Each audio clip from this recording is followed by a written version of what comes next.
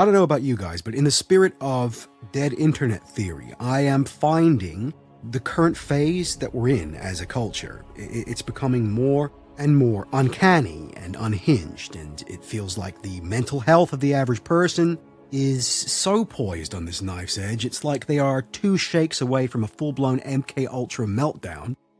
Even on the internet, you really can't be sure if you're talking to someone in good faith, or if they're a bot, or if they're a shill, or even a Fed. I mean, you're seeing CIA-style consensus cracking happening in almost every online community, to the point where, can you even be sure if a lot of these social movements are organic?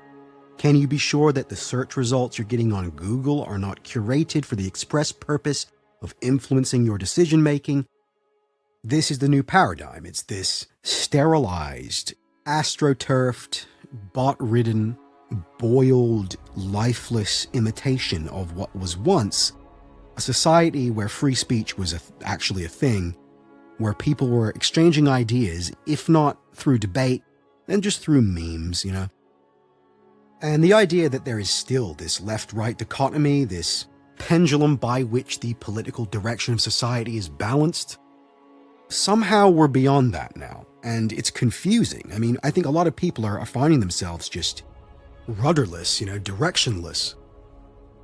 We exist in this mouse utopia, this gray world where, as I mentioned in one of my other videos, I mean, the clowns have turned into demons. Clown world is behind us because memes aren't funny anymore, comedians aren't funny.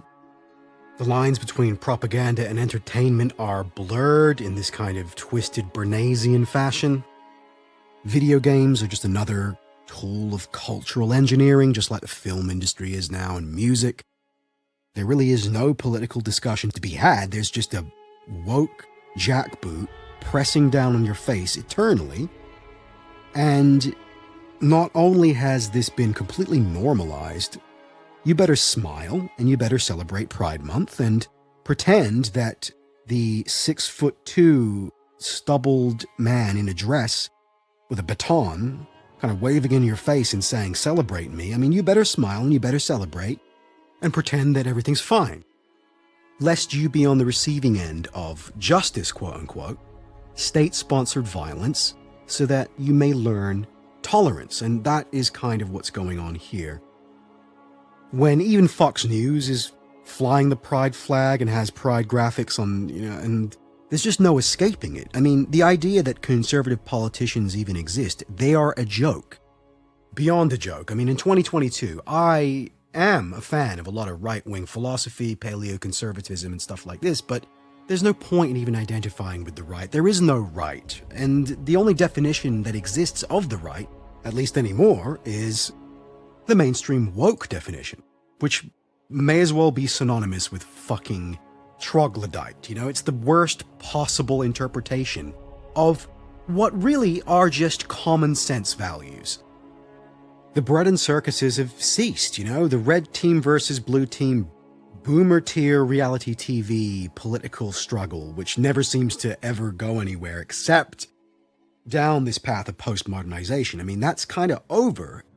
We are under a tyrannical system now, whether you even noticed or not. Maybe you don't give a shit, but we are really living through a phase where these basic principles, you know, which a lot of the time it's just evident that a man is a man, a woman is a woman. People should have the right to take care of their family, the right to value and defend your children's innocence and protect them from degeneracy. Owning things in the Western free market is fine, and capitulation to people freaking out about being victims is not an obligation. You don't even have to do that. You can tell them to go fuck themselves, you know? Where this is enough to have you lumped in with the most extreme political figures, both alive and historical, right? You know, where it's ridiculous and it's truly an example of gaslighting, right? It's the midwits and it's the Redditors and the women of this society. They are the ones that have created the conditions for this post-clown world. They're dumb enough to think that they're smart, I guess, right? It's midwit theory, you know? I mean, like Baz down the pub with 100 IQ and the Gigabrain Spurg, I mean, they're in agreement. They kind of agree in the empirical obviousness of common sense and truth, right? Whereas the midwits, are lost in a labyrinth created for them by twisted psychopathic academics and subversive intellectuals, let's just put it that way. They're the perfect prey for the psychopath, international, global, cultural engineers, right? Who have been working on a project to change the temperature of society across the West for, I'd say, 100 years minimum, maybe more, maybe double. Divine light severed by a lifetime of atheist indoctrination. I mean, what is there to protect the average normgroid from being completely brainwashed? It's over. The war is over. Anyone still fighting now is like the last remnants of resistance. The stormtroopers of the woke corporate globo-homo status quo are hunting the streets, and they're looking for the last dissident splinter cells of edgelord millennials. Like, where are they? We have enough power now where we can just go mask off. Execute Order 66, let's take them out, right? But, even with all that said, their victory is not total. It's almost a Pyrrhic victory. And you can see this when you look into the eyes of the shitlib Karen in HR, right? She has never been more power-crazed and yet uneasy, right? It's this strange cognitive dissonance. And after the lockdowns and the censorship and the terror and the tyranny inflicted on the average member of society, the average citizen, this woke endgame that we exist in, it's a nervous endgame, isn't it? Because just under the surface, bubbling away, under those rainbow flags and glitter and dancing drag children and smiling Afro-trans lesbians, there exists a real, genuine, palpable rage just simmering away, unable to be expressed, unable to even be defined or acknowledged, but nonetheless exists all the same. In terms of online culture, at least, if it was up to me, things would go back to just a free-for-all of shitposting, where nobody is a victim because you can just stand up, turn around, and walk away from the fucking screen. It's really easy. But if you want to be on the internet, you're gonna have to grow a pair of balls and realize that if someone calls you the N-word or gay or a retard, that really isn't the equivalent of actual violence.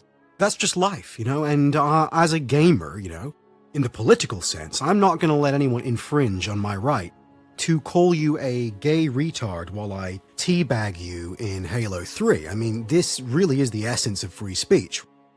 And really, it's this anti-fragility that we should be perpetuating throughout society, because that is the only way we can get back to when things were functioning. And then you have these giant corporations like BlackRock, which again are making it impossible for culture to actually organically rebound. And these arch manipulators like Larry Fink of BlackRock, they're achieving this via these ESG mandates, which really is just kind of Soviet-style market control, right? I mean, every major company now has a diversity officer, and they are commissars of this international woke regime.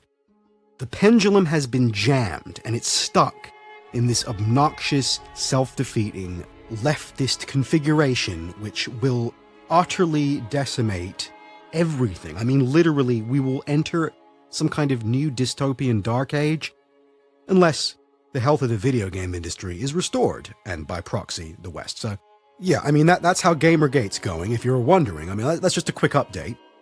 And, it's really funny, right? Because, I mean, take Matt Walsh's new documentary, right? The Daily Wire contributor. I mean, he just made this documentary about gender ideology. It's called What is a Woman? I haven't seen it yet, but it's been making the rounds, on Twitter and stuff, and it's been generating a lot of butthurt within the trans community. Shocking, I know, right? But, the fact is, their dogma, their religion, this snake eating its own tail, it's like an Ouroboros of retardation. The ideology can't answer these basic questions because they're not in debate mode. They haven't been in debate mode for years. They are in mask-off Bolshevik Marxist battle mode. And really, I mean, these leftists were only ever in debate mode to use pill pull, which is just a completely dishonest method of discussion. There is no good faith. There is no respect for empirical truth.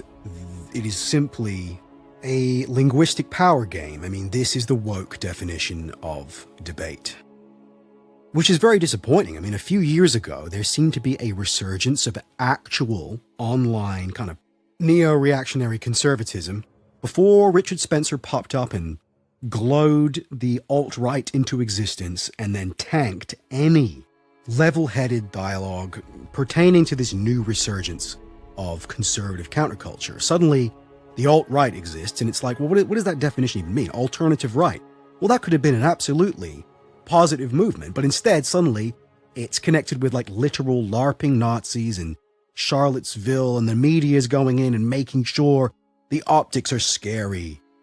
And Richard Spencer's goose-stepping around, popping those Roman salutes going, Heil Trump, Like, okay, talk about agent provocateur, talk about poisoning the well. And even Gamergate is like retroactively connected to this boogeyman of the alt-right, which is a completely media-created pigeonhole by which anyone critical of the status quo will simply be dumped into this landfill, right? Where all is tainted, all discussion is ceased because, hey, I can't talk to you because you are associated with the worst of the worst, even if it's just in my imagination.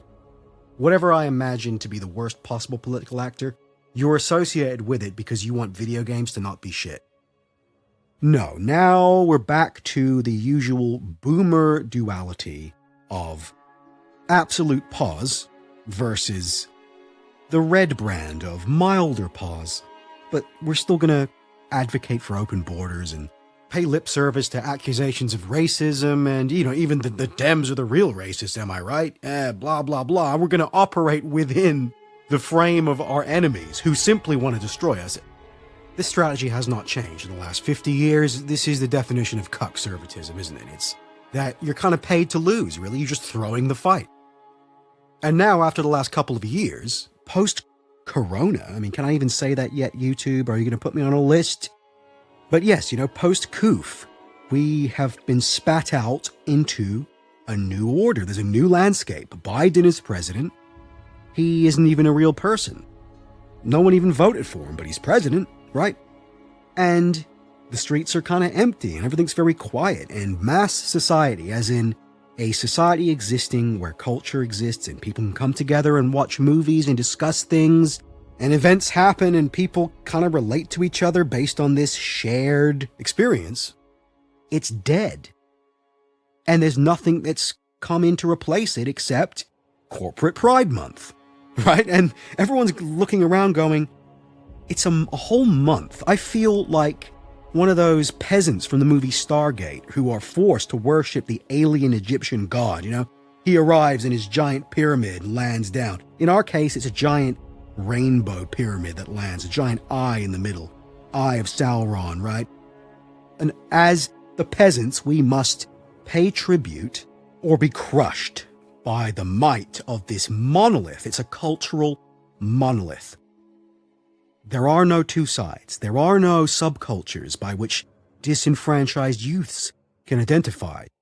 I mean, we live in a time where Johnny Rotten of the Sex Pistols just came out recently and he goes, this woke shit is lame. He is going, I've lived long enough to see the left, who used to be edgy counterculture, become a sterile, insincere, illiberal tool of oligarchs and elites.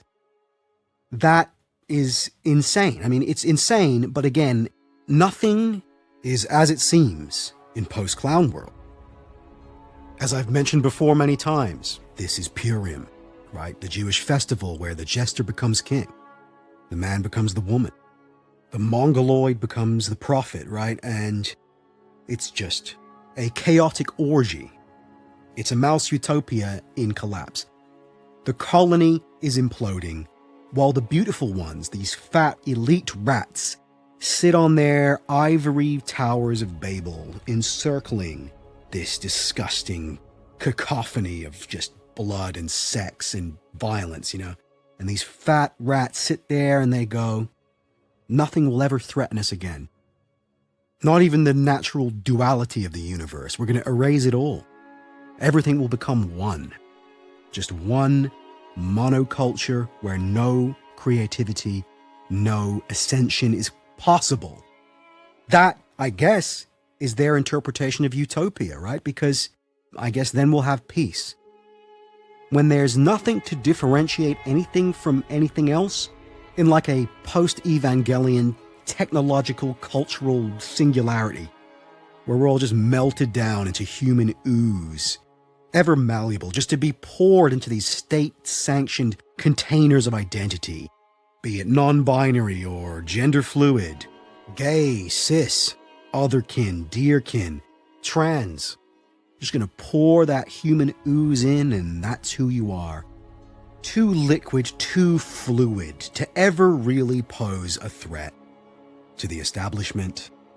One culture, one voice, one race, right? And it's gonna be woke, and it's gonna be gay, and it's gonna be pro-Ukraine, I guess. And